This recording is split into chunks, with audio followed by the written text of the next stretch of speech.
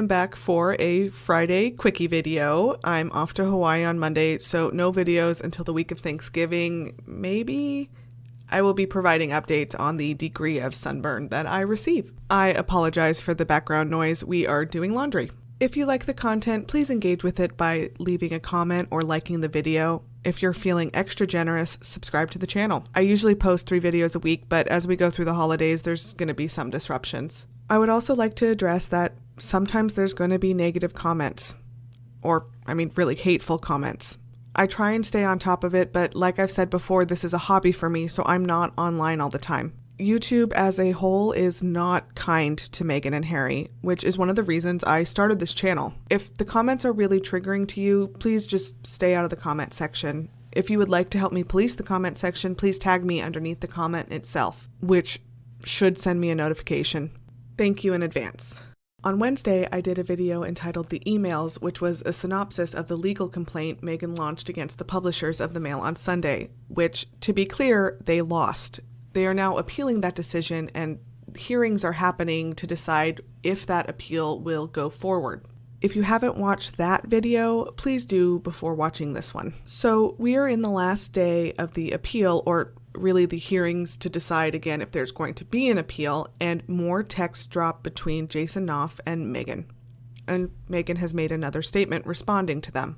I think the bombshell from today is that apparently the firm had downloaded software on Meghan's phone which auto-deleted her texts. It's not clear if this was standard procedure for all senior royals, but Knauf apparently still has access to his texts.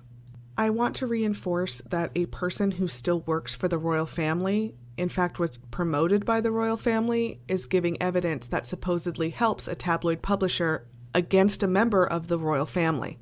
Even gossip sites with dubious histories have been quick to point out that this is strange. A quote from Lainey, "The job of Jason Knauf's at the palaces is to avoid a tampon gate and not actively encourage this kind of invasion that compromises the reputation of the British royal family." She also goes on to point out something that a lot of us have noticed, which is that Charles and Camilla continue to give the Mail endless amounts of content. This is again unusual for a family who seems to want all the privacy to be working with the publishers of a tabloid who are actively trying to invade the privacy of one of their own. It again reinforces that Meghan was never treated like other senior members of the royal family when she married Prince Harry.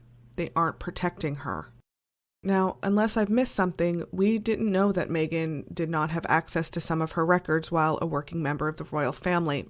Specifically her texts, as she has mentioned having access to at least some of her emails. Again, the question becomes, is this standard practice? Or was it only for Meghan? Why does Knauf still have access to texts that Meghan does not? Meghan responded today highlighting that she was unable to keep texts and that most of the correspondence about the letter was done over text. A coincidence?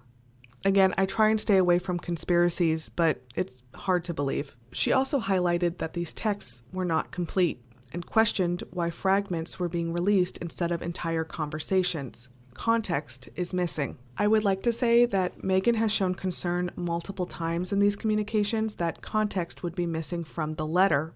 She took steps to ensure that if the fragments of the letter were released, it would be clear context was missing. I wonder what had been happening to Meghan around this time that made context so important.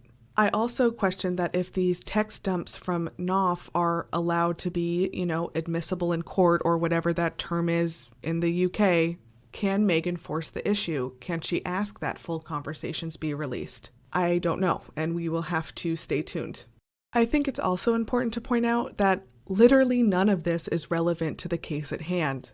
The original judge has already said that if Meghan had done everything the Mail publishers claim, the verdict would have remained the same. Instead of focusing on the actual claim of privacy and copyright, the Mail and the greater UK press at large, with the help from deranged social media accounts, have continued to view the meeting that Knauf had with Finding Freedom authors as some kind of gotcha. That if they can prove Meghan lied about working on the book, it somehow justifies their treatment of her. I hate to be the bearer of bad news, but nothing that has come out of Jason Knauf's correspondence proves that Harry and Meghan helped with the book. They knew about it. They wanted their friends not to participate. Knauf still took the meeting. I would bet several palace representatives took the meeting. The only thing these texts have shown is that, again, based on the tone, Meghan felt helpless in the face of Knauf. Knauf didn't want Harry and Meghan telling their friends not to participate, and Knauf met with the authors of Finding Freedom. Oh, and by the way, in one of the texts, Knauf himself confirms that Meghan reached out to her father before the wedding when he was experiencing, quote, health issues. Another big talking point for the deranged who claimed that she didn't care, that she never reached out to him. Well, here you have it from the horse's mouth itself. I said in my previous video that all roads seem to go back to Jason Knauf, a man who is helping the palace help a tabloid publisher.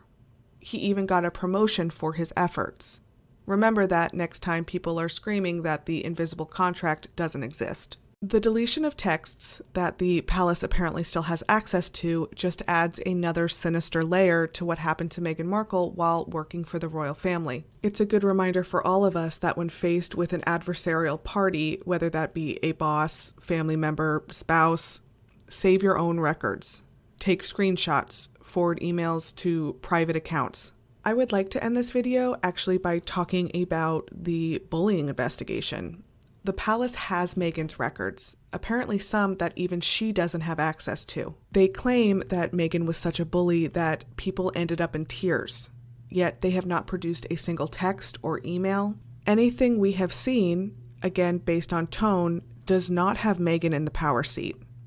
This sham investigation is one of the clearest and most desperate mudslinging attempts from a major institution in recent memory. All because Meghan was about to go on Oprah and tell the world the truth about her experience with the royal family, an account that with every text dump from callous palace staffers has become more real. Thank you guys again for watching this video. I will see you in a few weeks. Know that if something major happens with Harry and Meghan, I am sitting on a beach, mildly upset. Hope you are all well and enjoy Thanksgiving if you celebrate it. See you later.